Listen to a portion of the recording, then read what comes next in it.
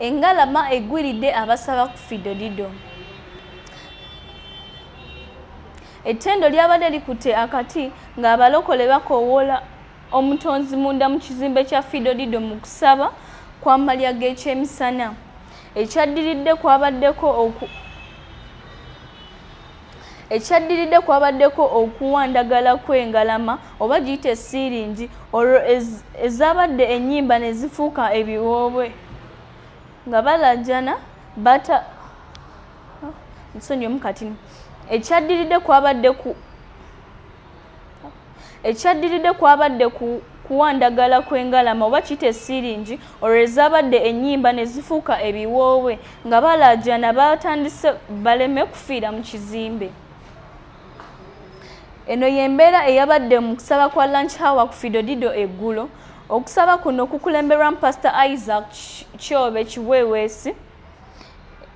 Engalama eno yabutikidde abantu 15 abalala omwabadde n'omusumba ne babuna ebiwabo.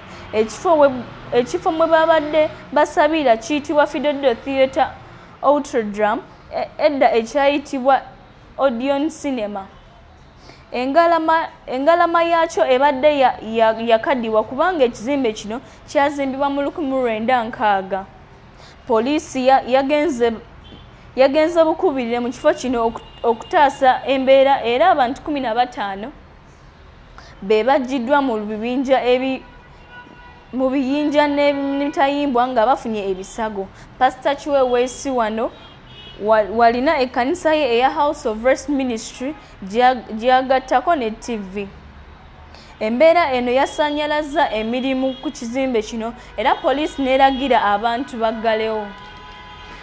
Naboth Tumwine omu ku basimatuse yagambye nti Engalama eno we yagwiiridde omusumba Kasibante yabadde abuulira ekigambo. Amyuka omwogezi wa poliisi mu Kampala n'emiriraano Luke Omwesirije yagambye nti poliisi ng'eri wamu n'abajaasi ba militale bayanguye okutuuka ku kizimbe kino ne bajjamu abantu ababadde bawaŋŋamidde mu byuma. Yagambye nti ekizimbe kyaggaddwa olw'embeera gye kirimu. Bulikeyo nnyo abasasi baffe.